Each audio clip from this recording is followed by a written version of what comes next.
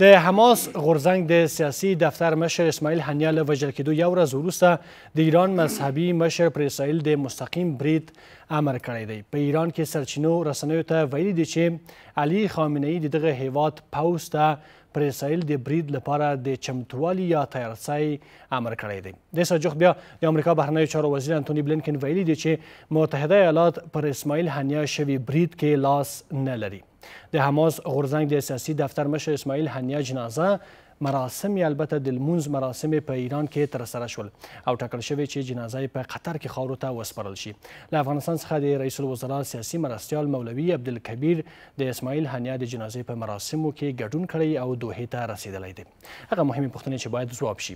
ولې له څو محدود هیوادونو پرته په اسلامي نړۍ کې د دې سترې پیښې پر وړاندې چوپتیا د هومره زیاته شوې ده؟ واقعا څوک به د اسماعیل هنیه د وینو غچ اخلي؟ او یا د اسلامي نړۍ او د اسرائیلو ترمنځ یوه بله جګړه پیښیدونکې ده او که څنګه؟ سلامونه عزتمندو لیدونکو، ستړي مشئ، تاسو تودې خبرې ګورئ. زه منصور نیازی یم. د نن شپې په تودو خبرو کې همدغو مهمو پوښتنو ته ځوابونه لټوو. دوه قدرمن میلمانه له موږ سره یو ځای شوي دي. د سیاسي چارو شنونکی روح الله هوتک صاحب، پخوانی سناتور محمد هاشم الکوزی صاحب، ورسره جفت په راتلونکو څو شیبو کې به هم د سیاسي چارو افغان شنونکی قاضي سعید خوستی صاحب هم له موږ سره یو ځای شي. تاسو دواړه ستړي مشئ، بخیر راغلئ. الکوزی صاحب، باز به تاسو سره پیل کوم. تر پرون پورې ایران ونه توانېدل چې د خپل د یو میلمه امنیت په تهران کې خوندي وساتي، خو نن بیا ګواښ کوي چې په اسرائیل به برید وکړي چې ولې دوی خاورې ته دوی راغلي دي او د دوی یو میلمه یې ورته وژلی ده. فکر نه کوئ چې ایران خپله د پوښتنې لاندې ده چې ولې یو له سره یو څه نه ورټینګ کړی چې وروسته داسې یوه پېښه رامنځته شوه؟ بسم الله الرحمن الرحیم. تر هر څه مخکې نیازی صاحب تاسو ته او ګران قدرمن استاد ته او ستاسو تلویزیون ټولو کارکوونکو ته او د افغانستان شریف او مجاهد ولس ته تر هر څه مخکې سلامونه وړاندې کوم او د ټولو مخکې د ستر شهید اسماعیل هنیه د شهادت دی الله جل جلاله قبول کړي، پروردګار د جنت فردوس ته واچي او د کورنۍ او ټول مظلوم او کارمان د فلسطین او د نړۍ ټول مسلمانانو ته دی الله جل جلاله صبر جمیل ورکړي. واقعا هم چې دا د نړۍ د مسلمانانو او دا د ټولو مسلمانانو غږ و، دا د مسلمانانو غږ و، دا د مسلمانانو یو وارث و، دا د مسلمانانو یو خاص نماینده و. پروردګار د شهادت قبول کړي او هغه ظالمانو ته که امریکا کړی دی، که اسرائیلو کړی دی، که هر هغه چا کړی دی، الله جل جلاله دې سزا ورکړي. ولې په دغو مسلمانانو چې داسې ته نومان اخلي، په دغو مسلمانانو څه زه ډېر ناامیده یم،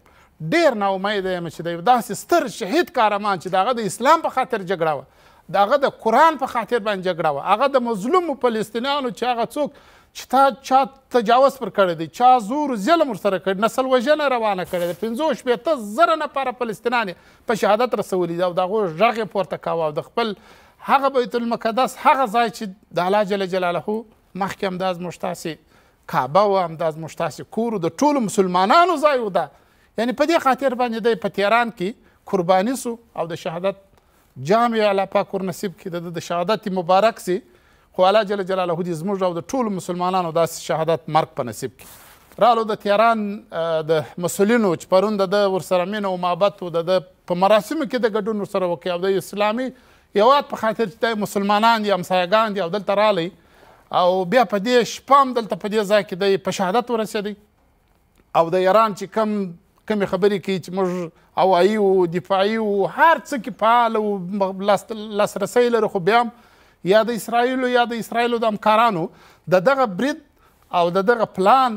مخنیوی ونه کوي او هغه چا چې جاسوسي ورته کړې ده، دا خو حتمي و ضروري هم په دغه جلسه هم په دغه تهران کې هم په دغه ایران کې اوسېدل هم چې دا اطلاع ورکړې ده چې دا په دغه ځای کې دغه ځای دی، دا یې کور دی، دا د استوګنې ځای دی، همدا د منزل د ده دی، همدا وطاق د ده دی. خو زه پر ایرانیانو باندې پر ټولو مسلمانانو باندې غږ کوم چې باید د دغه خپل ستر قهرمان شهید پاکله باید خواشیني او باید هغه څه چې په وسه دي هغه ورسره وکړي او خپل د افغانستان پر ټولو ولسونو باندې د افغانستان په اسلامي نظام باندې دا غږ کوم چې باید دلته یې فاتحه و، جنازه و، څه چې زموږ وس کار کوي هغه شریعت موږ ته دغه راکوي. د مسلمان ورور ننګه وکړو، د مسلمان ورور د ده سره دغه د شهادت او د خواشیني و دغه شی ورسره بدرګه کړو او څه چې ده ته په آخرت کې ګټه رسېږي هغه باید موږ ورسره وکړو. او تهران په دې هکله باید جواب ووایي او دا واقعا هم چې دلته د تهران میلمه و او دلته نور میلمانه ډېر راغلي وو او دا د تهران په بلنه تللي وه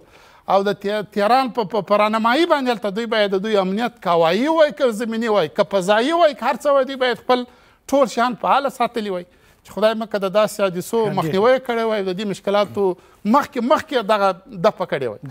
الګوزر صاحب خو نن هماغه ایران بیا بیرته ګواښ کوي اسرائیلو ته چې غچ به اخلي د اسماعیل هنیه وینې به نه پرېږدي چې بې ځایه شي او حتما به په اسرائیل باندې یو برید کوي او ګزار به ورکوي اسرائیلو ته. فکر کوي واقعا دغه غچ اخیستل دغه برید دغه ګزار به څه ډول وي؟ آیا واقعا هغه رقم چې تمو توقع ده یو کلکه څپېړه به ایران د اسرائیل په مخ ورکوي؟ تاسې وګورئ دا خپل هم د ایران نوي ولسمشر ته یو ګواښ و او د ایران ټولو مسؤلینو او د نړۍ مسلمانانو ته مې یو ګواښ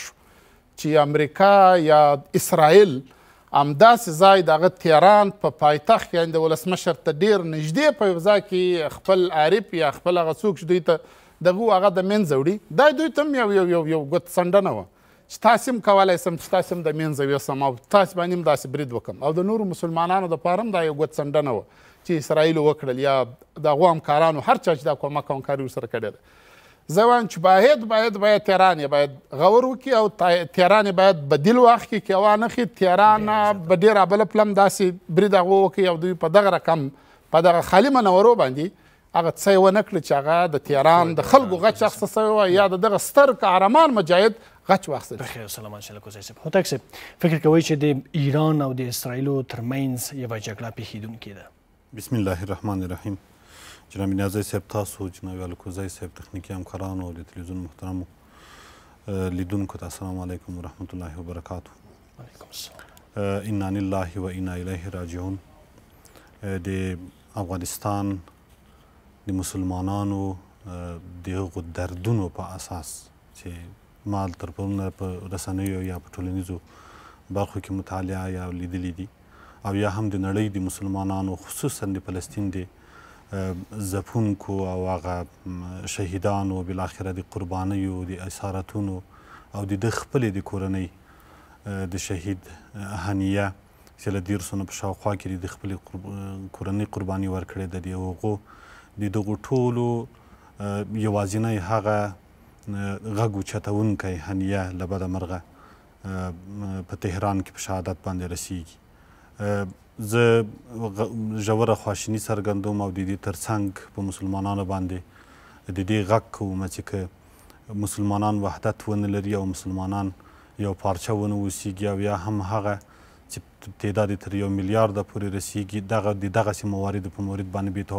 بې تفاوته پاتې کیږي نو په دغه صورت کې به دا مشکلات لا هم پسې ډېرېږي. موږ به په هیڅ صورت باندې نه د خدای په حضور کې او نه هم د خپل ملت په حضور کې د زعماو یا د هغه چا په توګه باندې جواب ویونکي واوسیږو تر څو چې دغسې موارد یا تقبیح نه کړو. که څه هم د تقبیحاتو په چوکاټ کې دین نه مختلف موارد راغلل او وویل سوله خو د ښکېلاکونو او د دربدریو په مورد باندې او څه چې له راپېښ سوي وي دا ټیکاوې رانه وست او نه یې هم په دې برخه کې دننه کوم رغنده اقدامات ترسره سوي. را بسوري تاسې پوښتنې ته په د ایران او د اسرائیلو تر مابین او یا د حماس او د اسرائیلو تر مابین یا په ټوله کې په غزه او په فلسطین کې دننه دا کشاله د 15 یا کلونو را په دې خوا باندې اوږد تاریخ لري. دا کشاله د دوی د اشغال د دوی د استبداد د دوی د بې دفاع خلکو په وژنه د دوی د ماشومانو په وژنه د دوی د ښځو په وژنه بالاخره د مدارسو په بمبارۍ او بالاخره په دغه وروستیو کې تقریبا هیڅ یوه کاشانه نه داسې یو کور نه یو داسې کلی نه یو داسې کمپ چې هلته مهاجرینو پناه وړې دی دوی لس په امان نه ده پاتې سوی مسجد په امان نه ده پاتې سوی مدرسه په امان نه ده پاتې سوې او دغه جګړه لا دوام لري او په ډېر شدت و بربریت باندې مخ ته ځي. ایرانیانو په دې مورد باندې د خپل برم د خپل عزت او یا هم په سیمه کې د څلورو لویو قدرتونو هغه څه چې اوس په مستقیمه برخه باندې نومونه اخیستل کیږي که حزب الله په لبنان کې ده او یا که هم جهاد اسلامي ډله ده او یا که د هغه ترڅنګ د حوثیانو یمن کې دي او یا هم د حماس ډله ده. د حماس او د دغو څلورو پنځو نهادونو حمایت تر ایرانیانو پورې تړلی ده او دوی په مختلفو ادوارو کې حتی د کال په اوږدو کې له حماس سره تقریبا د 250 په شاوخوا کې مالي مرسته درلودله ډالرو مرسته درلودله او دا مرسته یوازې د دې لپاره وه چې د دغه مظلوم ملت دفاع وسي. دغه پاکه خاوره چې الکوزي صاحب اشاره ورته وکړله او د مسلمانانو لومړۍ قبله د بهرني او خصوصا د یهودانو او د اسرائیلو له تالاک او د هغوی له اشغال نه پاکه سي او د تقریبا له 15 کلونو را په دې خوا باندې مختلف پړاوونه را مخته کړي دي. د هنیه اقدامات او د هغوی باور په ایرانیانو باندې د یو داسې هیواد په توګه چې په ایران کې دننه د دوی خواله ورسره موجود او هم د سیاسي روابطو خصوصا په تسلیحاتي برخه کې په مالي امکاناتو کې د ایران هیواد حمایت او ملاتړ درلود. یو مطمئن هیواد و. په داسې یو هیواد کې چې په هغه ځای کې د هنیه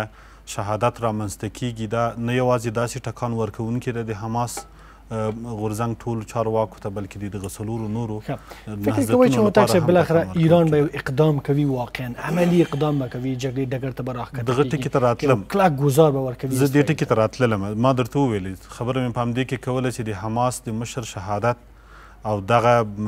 ټکان ورکول ایران ته خپله ایران ته ځینې سوالونه متوجه کوي. یو وارې امنیت داخلي له سوال لاندې راځي، دوهم یې د دوی د دغه څلورو لویو برخو کې دننه دوی همکاري چې یوازې دوی تر شا ولاړ وو، د هغوی اعتبار د دوی په وړاندې باندې دا له سوال سره مخامخ ده. د هغه تر څنګ په کور دننه کې دننه د دوی هویت حرمت دا مسله دغه ټول مسایل د دې لپاره راټولیږي چې ایران ته د دې اجازه ورکړي چې د خپل غږ اخیستنه وکړي. اوس اصل خبر په دې ځای کې د نیازی صاحب څنګه کولی سي دغه چا مات کړی ده، دغه حریم چا مات کړي. غواړم په دې باندې بیا مفصلا بحث ولرم او په دې باندې موضوعات را سره ستاسو شي. الکوزی صاحب له اروپا نه تر امریکا پورې تر اسیا او افریقا پورې مسلمانانو چې په ټولو قارو کې ژوند کول دغه وژنې ته دوی ډېر زیات غبرګون ښودلی ده، خو مګم هغه اکثریت عربي هیوادونه چې مسلمانانو ته توقع ترې وه چې باید غبرګون وښیي یا د اقل یو ګواښ یو خبرداری خپل پیوستون اتحاد مطرح کړي، خو مګم اکثریت یې چوپ و غلي پاتې دي. فکر کوئ چې دغه عرب هیوادونه د ګټو او د ارزښتونو ترمنځ سرګردانه روان دي چې څه وکړي؟ نیازی صاحب پخوا موږ ویلي دي چې خصوصا عربي هیوادونه او ځان ته ستر قدرتونه م وایي او کله چې د مسلمانانو د یو ټولنې باس راځي د مشرتوب ته دوی ډېر زورونه وي. سعودي وایي باید ماتې مشرتوب راسي، هغه بل وایي باید ماتې مشرتوب راکړي، هغه بل وایي باید ماتې مشرتوب راکړي. ما پخوا هم دوی ویلي وو چې دوی یوازې هغه کیسه د تاسې اورېدلې ده چې وایي خړو مړکه خړو بیدکه، نو د دوی دپاره یوازې اوښ څنګه درس پوخ سي، غویې څنګه درس پوخ سي، پسه څنګه درس پوخ سي او څنګه یې په وریجو کې یوازې دوی د ماجبي وخوري. د دوی دپاره د اسلام ننګ، د قرآن ننګ، د دین ننګ او د هغه تاریخ چې زموږ تاسې جناب حضرت محمد صلی الله علیه وسلم د هغه ځای څخه دا جهاد د مسلماني و دا کیسه ګرد همدغه ځای سره شروع سوې ده. دوی که خپل تاریخ ته وګوري د دوی څه اوس هغه ورکه ده. د یوازې اوس پر دې باندې حساب کوي چې څنګه موږ د خوراک دپاره آمادګي ونیسو. عربي هیوادونه یعنې عربي هیوادونه اوس که دا زما او ستا ستړی مظلوم او 40 کلن یا 45 کلنه جګړه چې دلته ترپل سوې ده، دغه بیانات چې ستا اسلامي نظام پرون ورکړه، دغه بیانات در اوس پرې نور هغه قوي هیوادونه نه ده ورکړی چې زما نن سیاسي مرستیال په قطر ته ځي او د جنازې په مراسمو کې هلته ګډون کوي، دغه د دوامه څه دا نور دا نه دي راوتلي. خو زه پر خپل اسلامي نظام باندې غږ کوم، پر خپل مسلمانانو ملت مجاهد باندې غږ کوم چې په هره نګاه کېږي زه خپل پر مشرانو د اسلامي نظام دا غږ کوم چې د افغانستان مظلوم او مجاهد ولس تاسې در شا ولاړ دی او د دغه مسلمان په ننګه کې د دې مسلمان په غچ اخیستلو کې چې هر څه ته وایاست موږ در سره منو، چې هر څه تاسې وایاست موږ در سره منو. دا په دې نه چې اوس مثال دا هر څوک مسلمانان د دې دپاره کوشش کوي چې دغسې مرګ ترلاسه کړي. یعنې کني ما د پلار په مرګ کې دغونې نه دي ژړلي لکه د دې غیرتمن او د دې ستر قهرمان او د اسلام د غږ په خاطر چې ما پرون د اسماعیل هانیه په خاطر ما ژړلي. یعنې دا اوښکې م در سترګو دا بچیان مې راغله څه خبره دوی نه وخت خدای مه کوي بله کیسه پیښه ده. زما یو وروره یاد کړي چې په هغه خدای مه کوي څه سوي دي یاد ما په کورنۍ څه مال یاد دغه په تلویزیون کې مال دا شي څه وي. یعنې دا درته وایم دا ډېرو مسلمانانو هم دا کړي دي.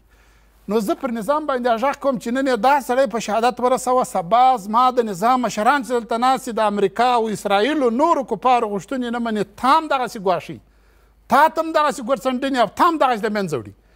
باید موږ پر مسلمانانو خوا به د مرګ په یو ورځ راځي، یو وخت به حتمي مړه کېږو، پاته والله که یو سړی سي چې واده مې نه وي پوره د امریکا او د اسرائیلو پلار مې مړ ولاکه کړي. مګر خبره دا ده چې وایي هغه متل یې کړی د بېننګۍ او د غیرت ترمنځ یو لویشت که کومې خبرې دې نظام وکړلې دا تاریخ لیکي، دا د نړۍ مسلمانان لیکي، دا ټول افغانان او ټول مسلمانان لیکي. سبا به خپل په مشرانو موږ ویاړو. چې زما مشرانو خو د دې شهید په هکله د دې اسلام د غږ په هکله دغه خواشیني او دغه څرګندوند او د ده په ننګه دا خبرې وکړلې. یعنې زه دا وایم چې موږ ټول مسلمانان باید د سعودي او د دوبۍ او د دغه عربي اماراتو د دې اسلامي د نړۍ دیو څخه بیخي ډېر تمام د ختلې ده. بیا هم د ترکیې د ولسمشر کور و د غیبي جنازه یعنې خبرداری هغه جنازه کې ښاغلي اردوغان ګډون وکړي، خپل پر مسلمانانو غږ وکړي چې راځئ دغه د تهران دغه د شیعګان دي کار څوک دی بیا دې ما پرنسي باندې د پرون راهیسې چې دوی کومه خواشیني څرګنده کړې ده، کوم خفګان یې څرګنده کړی دی، درېیم ورځ یې په خپل ملک کې ملي ماتم اعلان کړی دی. دا اوس یې مشر یا روحاني مشر یا هر مشر دا ګواښ کړی چې زه به د اسرائیلو څخه غچ د دې مسلمان اخلم. بیا دې ما پرنسي باندې ایران ته موږ دا وایو چې تاسو راځئ دغه سرحد چې زموږ ښځو په منځ کې دی چې هر څوک زه د مسلمان د ننګ په خاطر ایرانیان موږ ته یو کمیسیون راواستوي،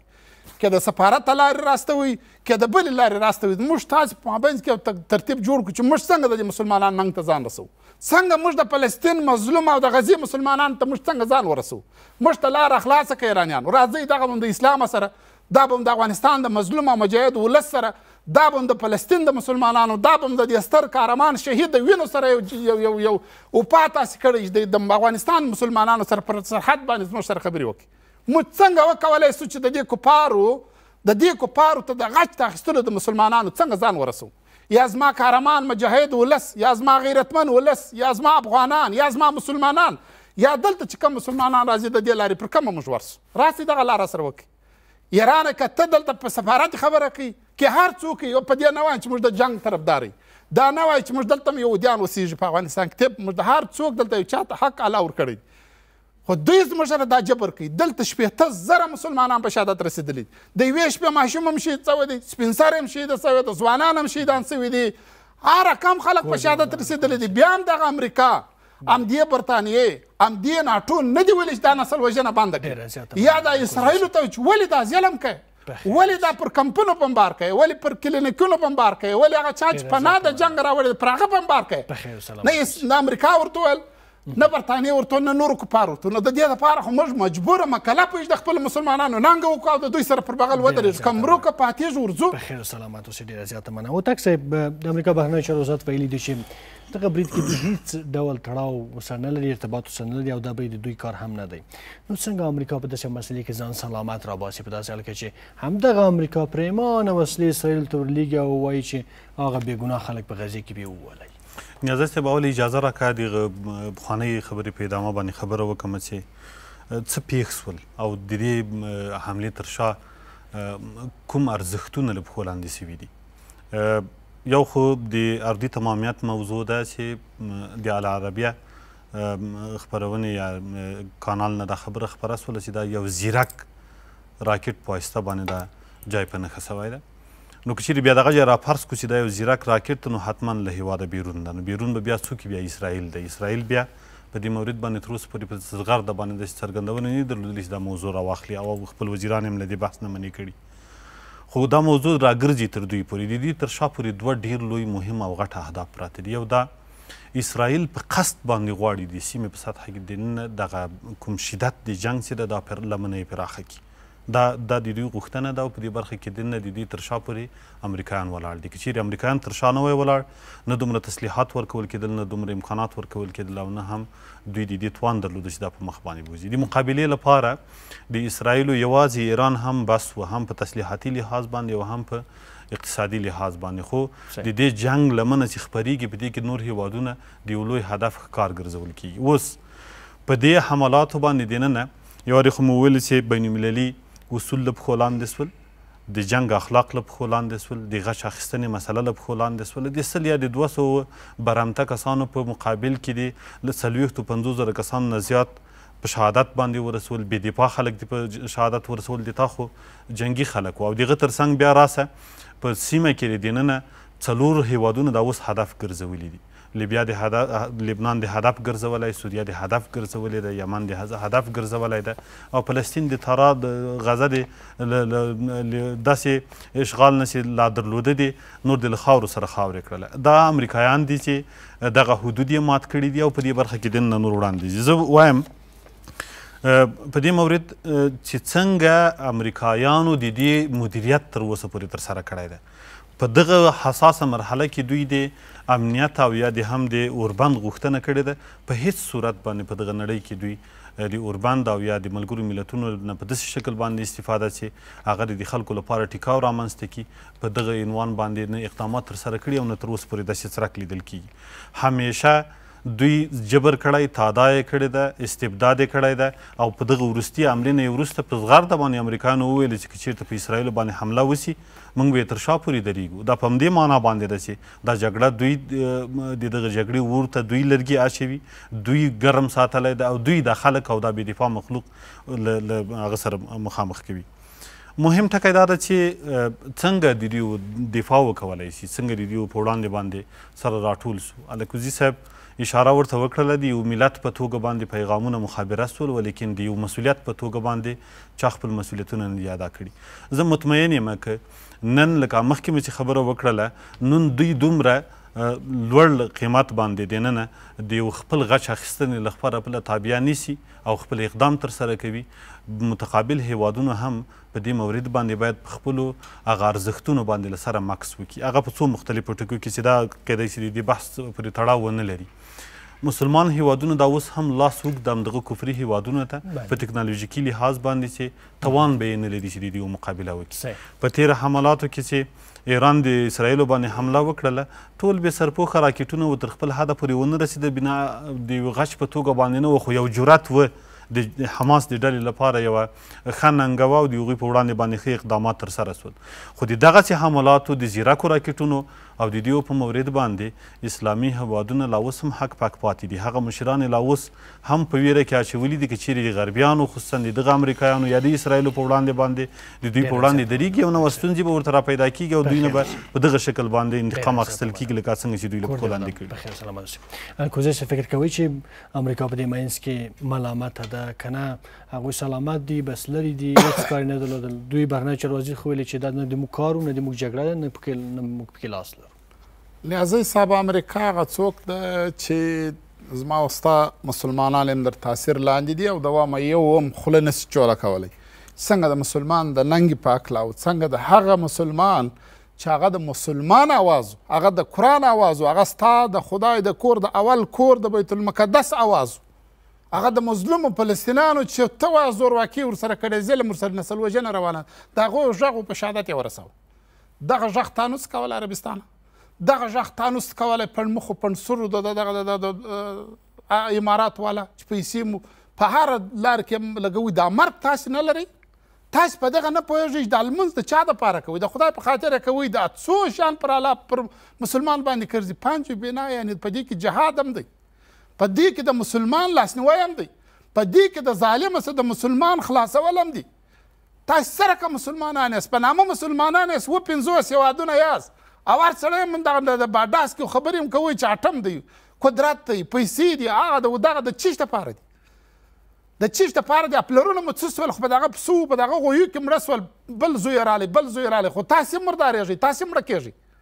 ولې د دغه مسلمان د ننګې په هکله تاسې یو آواز نه پورته کوئ ولې نه ځله یو کېږئ یا مسلمانانو چې ځله ونه درېږئ کومک ځله ونه کوي ځله یو نه سئ والله بلا چې مو داسې مړه نه کړي او داسې م د مابین زوی نه سي دا مرګ خو لا د یو قهرمان مرګ و دا ټول مسلمانان پسې ژاړي چې دا د فلسطین دی ما ورته لیدلی نه دی ما ورته پسې ژاړو ما ورته دعاوې نفلاتونه و ختمونه و خیراتونه پسې کوو دا داسې مرګ قربان سم چې داسې یو چا ته رسېږي دی خو داسې دوه سړی هم پیدا ولاکه کړي د هغه د عربي اماراتو مشران د هغه د سعودي عربستان د ولسمشر زوی یعنې نور زه پر ټولو ته غږ کوم چې وروره ځله یو سئ دا مه کوئ چې مثال په ما کار نه لري دا د فلسطین سرکار دی تم لاړ ولاکه سې در هغه ماله چې کفار خصوصا امریکایان چې غربي او عیسوي هغه قوانین په تا ونه مني چې هغه ستا د اسلام سره ټکر تا د اسلام لرې کوي او که لوی دی که کوچنی دی سیانما په لاس ورکړې ده ټوله ورځ په سیانما په تلیفون یې اخته کړي ټوله ورځ هغه شان درته راسي چې پراخ پنسټ څه رقم وسا ژوند جهاد و مسلماني و قرآن و دین و د مسلمان ننګه د ورکه کړې ده همدا امریکایان دي همدا امریکایان در شا ولاړ دي زه دا وایم چې دا هم د تیاران پر مسلمانانو دا غږ کوم هم د ترکیې پر مسلمان پر ولسمشر دا غږ کوم هم خپل د نظام پر مشرانو دا غږ کوم پر دې ټولو دا غږ کوم چې پرون دې بیانه ورکوله چې موږ به د هر مسلمان ننګ ته ځان ورسوو. نو نن ولې غږ نه پورته کوئ؟ ولې نه درېږئ؟ ولې نه ورځئ؟ ولې اواز نه پورته کوئ؟ وروره خو موږ در سره ولاړ یو. کومې قربانۍ ته چې الکوزی هسته در سره روان دی، راځه. کومې قربانۍ ته چې ولس هسته وي در سره ولاړ دی. در څو پورې دا قدرت ساتل زموږ نه دي په کار طالبه. والله بلا کوم هېواد د دې کده بغیرتۍ ژوند یا چې اسلام په ټکر کې راځي یا قرآن په ټکر کې راځي، طالبه ستا شتون نه غواړم. په هغه وخت کې ستا شتون غواړم چې اسلام، قرآن، دین، کلتور مې ټول ته راته وساتې طالبه. ته خو هغه څوک یې چې تاسو د نړۍ مسلمانان طالبه تا ته سترګې پر لار دي. دغه پسو والا څو خلک ګیله نه لري، د غویو والا څو خلک ګیله نه لري چې درست درست وشانو پسونه خوري. وربشوي دمې ته الکوزی صاحب ډېره زیاته مننه. ورځو عزتمند لیدونکو یوه لنډه دمه اخلو، د دمې وروسته تودې خبرې دوام لري.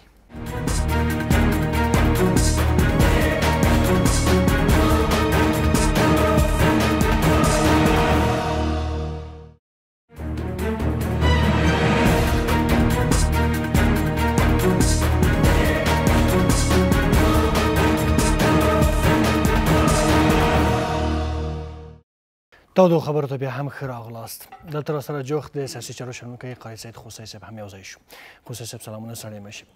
ایران ویلي دي چې د اسماعیل هنیه د وینو غچ به اخلي او حتما به اسرائیل ته یو ګزار ورکوي. فکر کوئ چې اوس مهال په منځني ختیځ کې یوه جګړه د تهران او د تلابیب ترمنځ پیلېدونکې ده؟ بسم الله الرحمن الرحیم. نیازی صاحب تاسو ته قدرمنو میلمنو ته ټولو لیدونکو اوریدونکو ته سلامونه احترامات وړاندې کوم او بخښنه غواړم چې وځنډېدم. نو ګورئ په ځای د دې چې دا سوال داسې مطرح کړو چې آیا ایران او تلابیب خپل منځ کې جنګ کوي یا نه کوي او دغه موضوع به د دې سبب شي او که نه. زه وایم راځئ په دې وغږیږو چې دا د اسماعیل هنیه یا د حماس د نورو مشرانو شهیدانول او بیا په غزه کې چې دا کوم وضعیت روان ده، دې ته د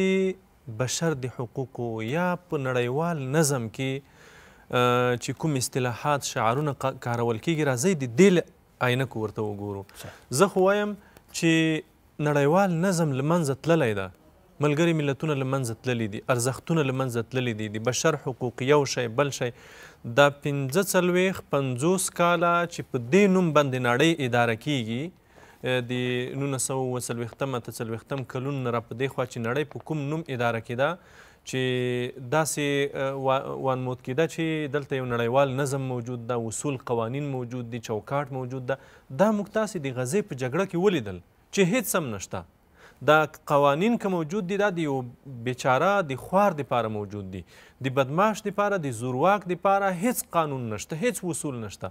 او په دې دنیا کې ژوند یوازې سره د ټوپک په ژبه کولی شي، د زور په ژبه یې کولی شي، په بل هیڅ ژبه په دې دنیا کې ژوند نشي کولی، نه د منطق په ژبه، نه د عقل په ژبه، نه په بله ژبه. یوازې دا یوه ژبه دلته کارول کېږي. ګورئ 50,000 ته په غزه کې شهیدان ورسېدل، 50,000 ته په دې کې په 100 کې 98% دا ښځې او ماشومان دي. ګورئ دا څومره حیرانونکې ده. په دې جګړه کې 50,000 ته شهیدان رسیږي، خو د حماس مجاهدینو د شهیدانو تعداد بیخي په نشت برابر ده او نه اسرائیل راپور خپرولی شي. په جنګ کې ته بمبار ګورئ، دا موږ تاسې که چېرته فکر وکړو دلته په افغانستان کې هم جنګ تیر شو،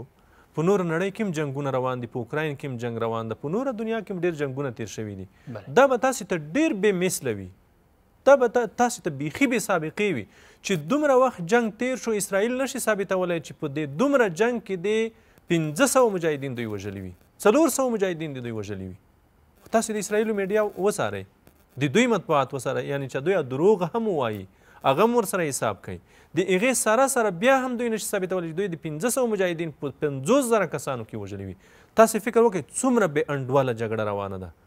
هغه شعارونه څه شول، هغه ارزښتونه څه شول، هغه نړیوال نظم څه شو. همدغه نتنیاهو ته د امریکا په پارلمان کې په څومره لوړه کچه هرکلی وشو.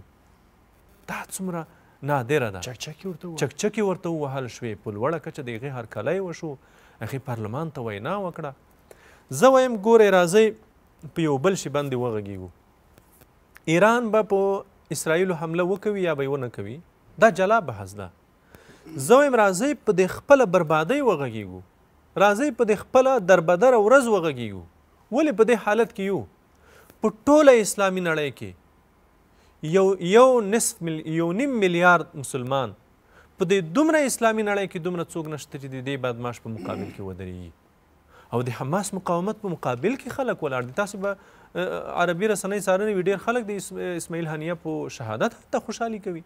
چې ښه دا اخوانجیان دي، د حماس دا ښه شو چې د منځه لاړل. حتی دا دلایل تراشي ورته چې د حماس د چې دغه غزا یې دې حالت ته ورسوله، حماس د چې دغه د غزې ملت یې دومره لوی بلا خولې ته ورکړو. زه وایم ګورئ بل بحث دا ده چې اسرائیل به په تل ابیب حمله وکړي که نه، ایران خپل منافع ګوري، ایران خپلې ګټې ګوري. ایران دا یو واقعیت دی چې ایران د حماس تر شا په کلکه ولاړ ده، حمایت یې کړی ده. زما نظر دا ده چې تر شا یې ولاړ ده او دا دوی خپله ملي منافع بولي. خو دا چې دوی به دې ته وادار شي که نه چې په اسرائیل برید وکړي، دا به ایران خپلو ګټو ته ګوري. اوس په سیمه کې سیاست دا ده چې ایران په جګړه کې ښکیل شي، ایران جګړې ته راکش کړل شي. په لویدیځ کې د وسلو جوړونکي کمپنۍ هغه یوازې وسله خرڅوي. په افغانستان کې جنگ پای ته ورسېدو، ناکام شول. په اوکراین کې جنگ ناکام شو. اوس دوی غواړي چې د اوکراین جنگ دروازه هم بنده کړي، د غزې د جنگ دروازه هم بندیدونکي د بندوي دوی په یو نه یو ډول یې بندوي، ځکه هلته ولس وایي چې دا تا څه شروع کړي دي. اوس دوی غواړي چې بله یوه جبهه پرانیزي، په هغه جبهه کې یو 4-5 میاشتې دوی بیا جنګ وکړي، هغه وسلو کمپنۍ خپلې وسلې خرڅوي. سلامت اوسئ. وطاق صاحب څنګه چې خوشي صاحب ورته اشاره وکړه، څه وخت به بالاخره دغه عربي نړۍ دغه مسلمانان په ټوله کې یو ځای کېږي؟ څه وخت به د اقل داسې یو حالت راځي چې یو کلک ځواب په یووالي سره دغه اسرائیل ته ورکول کېږي؟ نیازی صاحب، ما مخکې په دې بحث باندې خبره وکړله چې امریکایان غواړي دا جبر ته ادامه ورکړي او د دې لمن پراخه کړي، دا چې د دغې تاڼې نه استفاده کوي یا له نورو نیابتي خلکو نه استفاده کوي یا له هغو هېوادونو چې دوی مطلقا تر شا پورې ولاړ دي د دې نه استفاده کوي. زه په لنډ مثال باندې درته وایم، کله چې د هنیه صاحب د شهادت نه وروسته چې کومه د امنیت شورا جوړه سوله، په دې کې هغه انظار ډېر واضح راغلل. امریکایانو وویل چې په زغرده موږ د دې حملاتو په شا تر شا درېږو. ایټالویانو وویل چې دلته باید جګړه خپره نه سي او که جګړه خپره کېږي موږ بیا بې تفاوته نه سو پاتې کېدلی. همدا رقم برتانویانو وویل چې دا د دوی حق و چې دا باید هنیه یې په شهادت باندې رسولی وای. او همداسې وړاندې پسې ورځو تقریبا فرانسویانو وویل چې دغه حملات چې حماس لري د اسرائیلو په وړاندې باندې د امنیت یې ګواښلی ده، دا یې کړي دي. خو بالاخره په دغه ټولو مواردو کې کفري نړۍ د مسلمانانو په وړاندې باندې یوه خوله ده، هغه څه چې اوس په سترګو کېږي. لکه څنګه چې خصوصي صاحب اشاره ورته وکړله، دغه سیمه چې دا اوس یې 4 هېوادونه پکې ښکیل کړي دي، د دیو په مابین کې دننه یوازې دا غواړي چې په یو داسې پراخ بنسټه جګړه رامنځته کړي تر څو خپل اغراض پکې ترلاسه کړي. یو مهم ټکی دلته دا ده، ما کله کله به د بحثونو کې دا خبره کړې ده همیشه، هغه کوریدورونه چې په اقتصادي چوکاټ کې دننه له اوبو نه استفاده کېږي دا د مسلمانانو په سیمو کې واقع دي او د دې ترڅنګ هغه قدرت چې دوی هلته اعمال کړی ده یا اچولی ده، لکه همدا خپله د اسرائیلو موجودیت چې په دغه ځای کې راغلی ده، د دغه کانال امنیت او د دې ساتنه یا د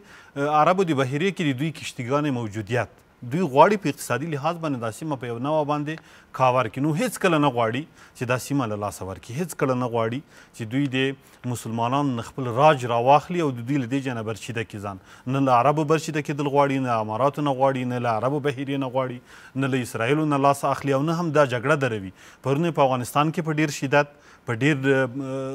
عقدمندانه شکل باندې، په ډېر بربریت باندې، په ډېر یو ناکاردو باندې په مخ باندې بوتلله، بیا په سوریه کې په څه شکل باندې بوتلله، اوس یې په غزه کې څه رقم، بیا یې له عراق سره یې څه وکړله، همداسې په لیبیا کې یې څه ونه کړل. زه مطمئن یم چې امریکایان د دغې جګړې د پراخولو لپاره خپلې موخې لري او د دوی تر شا پورې همدغه غربي کفار هیوادونه ولاړ دي او د دوی د حمایت کوي. لکه څنګه چې اشاره وسوله، د ما هم لومړنی پیشنهاد دغه و که نن ایران له ګواښ لاندې ده، سبا ته اسلامي هیوادونو کې دننه بل هم له ګواښ لاندې پاتې کېدلی شي. که پرون حوثیان په یو نوع باندې د عربو مقابل و او په یو نوع دوی اجازه ورکړې وه چې تر دې حده پورې ورسیږي، نن هماغه حوثیان د دوی تر څنګه یې د دوی په مقابل کې ولاړ دي. د دې لپاره اغراض دوی ټاکلي دي، د موږ د ځپلو په خاطر، د اسلام د له منځه وړلو په خاطر باندې، د خپلو منافعو د تطبیق په خاطر باندې. فکر کوم چې بیا به هم منافع وکتل شي، بیا به هم د دغې جګړې ابعاد وکتل شي، بیرته هماغه درجه درېیمه درجه هیوادونه به وځپل شي همدا بدماشان به په دې ځای کې خپل راج چلوي، روسان به یې په خپله محوطه کې چلوي، چینایان به یې په خپله کې چلوي، همدا رقم برطانویان به یې خپله چلوي، امریکایانو دا په چلولو کې تر دغه حد را رسېدلي دي چې یا تازهي پورې رسېدلي وو او بالاخره کوم جبر او کوم تادیه یې ونه کړل. یو شی بل لنډ وایمه، هیڅ کله دا نړۍ او دا اوسنی ماحول چې په دنیا کې ده دا د اصولو پابند ته نه پاتې سوی. یعنې هغه اصول چې د دې لپاره وضع سوي دي، هغه هرم مات څه، هغه عدالت مات څه، هغه تش په نامه باندې خبرې او کنوانسیونونه دا ټول مات سوله. د فلسطین په موضوع کې مات سول، د ایران په حمله کې چې ویې کړله په دې کې مات سول، دا اوس چې په کوم لبنان کې کیږي په دې کې مات سول، همداسې د ترڅنګ په یمن کې چې کیږي دا ټول مات سول. یعنې نه اصول شته، نه د بشر پالنه شته، نه د بشر د حقوقو ساتنه شته، نه سیاسي حرمونه موجود دي او نه سیاسي هغه بندرونه، او نه هم د انتقام لپاره داسې حدود معلوم دي چې په کومه ډیپلوماتیک مسیر باندې انتقام واخیستل شي. هیڅ هم نه دی موجود. یو ځنګل د همدې 5 بدماشانو جوړ کړی ده، هر چا چې لاس بر کړ، 3 درجه هیوادونه ځپي او د خپلو موخو ښکارې ګرځوي. سلامت شو تاکسي. بلکې زه فکر کوم چې په منځني ختیځ کې دغه پیښې دغه واقعیت بالاخره هغه امنیتي او سیاسي معادلاتو کې به څه بدلون راولي، څه به پېښېدونکي؟ خبره خدا ده نیازی صاحب، لکه څه رقم چې خوستي صاحب او استاد اشاره ورته وکړه چې نن توپک او زور او قوت هر څوک حق و حقوقو دا شان نسته، واقعا هم دا 100% همدا ده. اسرائیل یا امریکا چې دغه څو کاله ده، یو کال کې مثال اوس پرس و یا څه کمي در 50,000 شپېته ډېر خلک یې شهیدان کړه. نه حقوق بشر در پښو لاندې کېږي، نه انسان بشریات انسان هېڅ شی په نظر کې نه نیول کېږي. د ایران په خاوره کې یو ستر مجاهد د مسلمانانو غږ په شهادت رسیږي، بیا هم در اوس پرې ټول د نړۍ مسلمانان چپ دي. زه پر خپل اسلامي نظام باندې دا غږ کوم، پر ټولو افغانانو، پر ټولو مسلمانانو دا غږ کوم چې راځئ د خپل دفاع په خاطر باندې موږ باید څه وکړو. دفاع وزارت، داخله وزارت، ریاست الوزرا، د کابینې وزیران او پر ټولو مجاهد ولس باندې دا غږ کوم چې وروره خدای واس وکړئ، فکر وکړئ، د دې ولس ته وایي چې 15 افغانۍ راوړئ، 1000 افغانۍ راوړئ، خو دفاعي سیسټم دې جوړ کړه. دفاع وزارت زما هوایي فضا چې دی، چې زما د دفاع وزیر ژوند په ګواښ کې دی، زما د داخله وزیر ژوند په خطر کې دی، زما د صدر اعظم ژوند په خطر کې دی، زما د امیرالمؤمنین ژوند په خطر کې دی، زما د یو بل عالم شیخ د یو قدر ژوند په خطر کې دی، زما هوایي فضا د امریکا او اسرائیلو یا د نورو کفارو په لاس کې ده. آیا موږ په داسې وخت کې استقلالات، مثال ازادي، خپلواکي، مستقل کېدلی سو چې زما فضا او زما پر سر باندې امریکا ګرځي؟ زه څه وکړم آخر؟ خو زما دفاع وزارت به په کور کې ناست همداسې په غږ خدای مکه راځي، زما داخله وزیر به خپل په کور کې ناست خدای مکه داسې غږ به راځي. زه وایم چې د خپل دفاعي سیسټم په خاطر دفاع وزارت، ریاست الوزرا، وزارت خارجه، کابینې راسي، کم مملکت ما سره کومک کولی شي، کم مملکت یا پور سره کوي یا په قرض را باندې خرڅوي یا په کش را باندې خرڅوي چې ما ته دفاعي سیسټم فعاله کړي. نور یوه شپه، یوه ورځ، یوه دقیقه باید موږ په دغه ګونګ حالات کې باید موږ پاته نه سو. د دې دپاره باید موږ کار وکړو، که چین کار راسره کوي، که روسان راسره کوي، که دا پاکستانیان را باندې خرڅوي د اقتصادي مشکلات سره مخامخ دي، که نور څوک کولی شي. موږ باید هوایي سیسټم، هوایي فضا، خپل ټول افغانستان باید خپل خاوره او اراضي باید خپل دفاعي پوشش لاندې راولو. د هر ظالم، د هر جابر، د هر غدار په وړاندې باید موږ یو شی ولرو چې ته زه جواب ورکړم. زه څه بعد څه وکړم چې زما هوایي فضا خدای مکه زما یو ستر کارمان سبا په شهادت رارسي. در مرګ وروسته موږ څه وکړو بیا چې بیا دلته په غارې زله وکشکش کې زله لرو چې زما پلانکی کارمان یې رشید کړي، زما پلانکی وزیر داخله خدای مکه یا وزیر دفاع یا بل یا بیا ما یا تا یا بل کافر دې نه پرېږدي چې د کافر په د پوسي چې امریکایان په دې پوسي دا ما ته ضرر دی، ما ته خطر دی، ما ته زیان دی، د مسلمانانو د سر سایوان دا سړی جوړ دی چې هغه سړی په شهادت رسوي. نو زما مشران پرېږدي. زه وایم چې زه د خپل افغانستان د ساتنګې په خاطر، د خپل اسلام او قرآن او د خپل ګران افغانستان د ساتنګې په خاطر باید موږ د پروا نه کوو، د لوږ د مړه سو، دا عیب نه دی. خو زه باید خپل ساتنګه وکړم، زه باید خپل هوایي فضا در خپل حاکمیت د خپل مدیریت لاندې راولم. د دې دپاره وزیرانو کار وکړي، د دې دپاره صدر اعظم د ریاست الوزرا ټولو خلکو کار وکړي، څنګه هوایي سیسټم موږ فعاله کړو، څنګه زه د مملکت سره کار وکړم، څنګه پر ما باندې خرڅوي یا زما قدرونه چې زه لرم د هغو دپاره موږ څنګه زمینه برابره کړو چې زه سبا د اسرائیلو، سبا د دغه پنجابي، سبا د دغه روسي، سبا د دغه چینایي، سبا د بل ملکات چې زه د ده غوښتنه نه منم او ما د فضا څه ولي او زما هېڅ تاوان درته نه رسېږي. د دې دپاره باید موږ په ګډه کار وکړو. سلام علیکم کوزی صاحب. کوزی صاحب 50 اسلامي ملکونه دي، په میلیاردونو مسلمانان دي. که دا لاس سره یو کړي دغه اسرائیل به په یو ورځ کې مړۍ کړي، ولې دا مسلمانان نه راویښېږي؟ دا بعض هم په همدغه پوښتنې سره جمع کړو. مهرباني. ګورئ نیازی صاحب، زموږ ستونزه په کوم ځای کې ده؟ زموږ ستونزه د همدغه لویدیځه چې موږ ته کوم خلک روزلي دي، دا ډېر اوږدمهاله پلانونه دي د اسلامي هیوادونو دپاره. لویدیځه نړۍ د اسلامي هیوادونو دپاره خلک روزي، هغه خلک بیا راولي اسلامي هیوادونو کې هغوی دپاره زمینه سازي کوي، هغوی په قرار هغوی ته پیسې ورکوي، وسایل امکانات په لاس ورکوي تر څو هغه د قدرت ګدۍ ته ورسیږي. کله چې هغه د قدرت ګدۍ ته ورسېدو بیا مسلمان ته ملت ته څه شی ورپاتې دي؟ ملت ته خو بس یو چیغه ورپاتې ده، غورځی ورپاتې ده، نور د ده په واک کې څه شی دي؟ دغه مسلمان چې اوس په دې نړۍ کې اوسیږي، یوازې موږ دا نور مسلمانان به خپل کین و ارام یوازې د عرب د پسې راټول شي،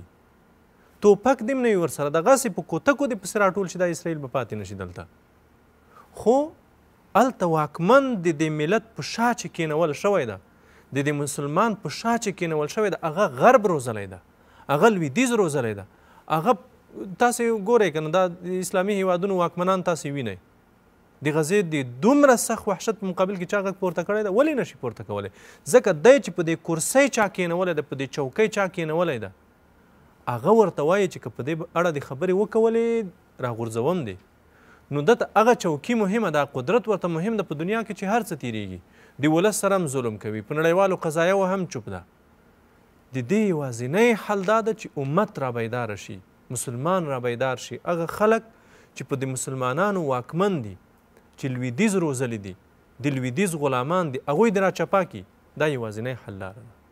بس اسلامي امت په هغه صورت کې خپلواک کیدای شي، اسلامي امت په هغه وخت کې خپلو دردونو او قضایاو ته رسیدلی شي چې لویدیځ چې موږ ته څوک روزلی دي هغې ته نه ووایو، لویدیځ چې موږ ته څوک روزلی دي هغه هېڅ کله هم پرېږدو چې هغه په موږ باندې واکمن شي. که دغه حالت دوام وکړي، د دې جګړې په سر کې به د دوی تر کوره پورې هم ورسیږي، د دوی کسان به هم وژل کېږي. ګورئ دا خو واقعیت د مخکې مېلمنو اشاره وکوله چې دا یوازې اوس که چېرته جنګ پیلېږي، دا یوازې د ایران وار نه ده، د ایران نه وروسته د بل هیواد وار ده، د بل وار ده. ګورئ د لویدیځې نړۍ سیاستونه په د اسلامي نړۍ کې تاسې که په تېرو 13 کلونو کې وارزوئ، تاسو ته معلومیږي چې دوی څه وغوښتل دلته. دوی هیڅ کله نه غواړي چې اسلامي هیوادونه د آرام کینی، د موږ او د پاکستان په منځ کې جنگ غواړي، د ایران او د عراق جنگ غواړي، د ایران او د اسرائیل جنگ غواړي. تاسې سعودي ائتلاف جوړ کړو، د ډېرو هیوادونو په مشترک ائتلاف جوړ کړو، 6 کاله 7 کاله دوی هلته په یمن کې وجنګول. د جنگ نتیجه تاسې ولیده؟ نتیجه یې دا وه چې بس یوازې امریکا خپلې وسلې پکې خرڅې کړي. ډېره زیاته مننه. بخیر. سلام علیکم خوزی صاحب. مطلق صاحب که بحث هم راټول کړو، فکر کوئ چې څنګه شونې ده چې مسلمانانو سره دغه یووالی، دغه اتحاد و اتفاق پیدا کړي؟ دغه د دغه بدماش اسرائیل حداقل هغه لاس یې خو ونیسي چې دوی همدلته راغلي او په چورو په غلا باندې یوه ځمکه ونیوله، دا سینا، دا جولان، یو ځای د دوی نه ده، ټولې په چور کې نیولې او په زور یې نیولې. دا خو یو توانایي ده، یو قدرت ده. دا خلک قدرت دیو د معاصرې تکنالوژۍ نه استفاده کړې ده، دوی ځان رسولی ده، دوی اقتصادي وړتیاوې لري، دوی تقریبا یو وحدت لري، دا به هم واضح ووایو، دوی د وحدت په ګدۍ سره ناست دي. دوی دا درک کړې ده چې له رنسانس نه راوروسته چې کله بیا د صلیبي جګړو لړۍ را پیل کیږي، دوی د مسلمانانو مقابله سره رقم وکړي. یهودان په امریکا کې پیسې ورلیږي خپل اسرائیل ته. دا قاري صاحب اشاره ورته وکړله. ګوره نیازی صاحب ډېر واضح خبره ده، دوی د اسلام په مقابل کې هیمونیزم، هغه فردګرایي، دا ځکه ترویج کړله چې بس لکه دا اوس چې د انسان په ذهن کې خصوصا په دیموکراسي کې یو اصل هم همدغه و، دا د هیمونیزم فلسفه همدغه ده چې موږ اسلامي محدودیتونه نور محو کړو. انسان من حیث انسان مقدس ده، انسان من حیث انسان خود مختاره ده. دا مفکوره د اسلامي شاعر او د اسلامي په چوکاټ کې د دغه ټولو هغو خلکو کې دا ترزیق شوې ده چې دوی اوس په دې اوس نړۍ کې هغه کې کوي، دا حکومتداري کوي یا په قدرت باندې ناست دي. لکه دا په افغانستان کې چې راوستله اوس یو چاته به دې چې ورته ویل چې دا کار ولې کوي، وایي توره شي. خبره په همدغه کې وي ورسنۍ بسې تخطي کوله یو شخص بسې تخطي کوله وایي زه دیموکراسي ده زه خپل اصالتونه لرم خپل حقوق لرم له هغو نه دفاع کوم اوس هلته دغه مرزونه او دا حدود یې چې کله تعین کړي دي او ساتلي دي دا خپله د اسلام په وړاندې باندې د هغوی د وحدت په وړاندې باندې یو نقد ده دغه سرمایه ګزاري چې د جنګ په برخه کې کوي دا هغه د توکو اخیستنه یا د تیلو اخیستنه که دا را اخلي په دې مورد باندې سرمایه ګزاري کړې ده لکه دا بندرونه مې چې مخکې درته یاد کړل په دې برخه کې د ساتنې مسله دا یوازې د مسلمانانو د وحدت د ساتلو په مقابله کې د پاشلو اقدام ده ګوره افغانستان له پاکستان سره ډیورن کرښه لري که نه دا اوس افغانستان دا معضله پرېښې ده که پاکستان پرېښې ده خو دا په هغه وخت کې پرېښودل شوله د انګریزانو له خوا نه او دا به په همدغه رقم ادامه لري د یوه کشالي په توګه کشمیر پاتې سه که پاتې نه سه همداسې تایوان ورسره پاتې سه ورسره پاتې نه سه د هغه تر څنګ راسه دی د بلوچانو د ایرانیانو تر مابینه د عراقو د نورو هیوادونو تر مابینه مذهبي تبعیض ده لساني تبعیض ده د پوستکي تبعیض ده بالاخره جغرافیایي تبعیض ده د هغه تر څنګ دننه د حوثیانو د شیعګانو د سنیانو د شیعګانو د وهابیانو د نورو تر مابینه دا تفریقي چاره رامنځته کړي په دې باندې چا سرمایه ګزاري کړې ده همدا غربیانو کړې ده خو اوس نتیجه څه شی ده بیرته همغه خپل اولنۍ خبره کومه که چیرې یو نه وو نو ورکېږو به که چیرې مسلمانان په خپل مابین کې د خپلو منافع داسې انتخاب نه کړي لکه څنګه چې فرانسویان له برطانویانو سره انتخابوي لکه څنګه چې برطانویان له اسرائیلو سره انتخابوي لکه څنګه چې اسرائیل له امریکانو سره انتخابوي د موږ ګډوډي او د موږ پاشل او د موږ ځپل افغانستان وځپل سه سوریه وځپل سوه لبنان وځپل کیږي سوریه وځپل سوه مصر وځپل سه نن د ایران وار د سبا ته بیا د یو بل داسې هیواد وار وي چې د دوی هدف خیر سلامت شو تقسیم ډېر زیاته مننه کوزه څه فکر کوئ څه کول پکار دي مهرباني ما مخکې زه اوس بیا یې وردا وایم شو لکه استاد چې ویل او جناب کاري صاحب ویل ټول مسلمانان باید د یووالي دپاره کار وکړو او یو د بل باید منلو دپاره کار وکړو او په یو مسلمان په یو مظلوم باندې باید خوازله بده کړو باید دغه نن د فلسطین درد او نن د دې ستر قهرمان شهید شهادت یا د فلسطینانو غم دا باید ټول مسلمانان د ځان غم وبولي او باید موږ خوازله په بده کړو لکه څه رقم چې دوستان ویل یقیني درته وایم چې دا کافران یوازې د دې ستر شهید قهرمان سره د ده مدعا نه وه نه پر پنډلو سره مدعا وه ورسره دعوا وه نه پر چوکۍ ورسره ده بېله د اسلام غږه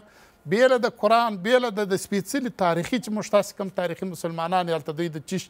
د اسلام په نامه یو غږ ورته کوه دغه مخالفت په دغه د 40 نفره یوازې د پامل اعضا په شهادت ورسېدل هغه 80,000 چې فلسطینیان په شهادت ورسېدل خو بله کومه د دې سړي ګناه بله چیرې وه خو بېله دغه کیسه زه وایم سبا دا د منځه ځي د اسرائیل د جنګ فارغه کېږي دا د بل چا سره اخته کوي نو په دغه چې اخته کېږي زه پر دغه پسونه چې خوري د غوایي وشان چې درسترس خوري زه پر دوی غږ وکړم د خپل مسؤلیتونه وپېژنئ دا کومې خبرې چې کوم ستاسې په خاطر هم درته کوم ما ته خوند نه راکوي چې د سعودي عربستان چې کوم دفاعي سیستم پر اسرائیلو یا پر بل چا خرڅوي زما افغانستان ته دې راکړي زما سره دې دا کومه مرسته وکړي چې دا تاریخي مسلمانان دي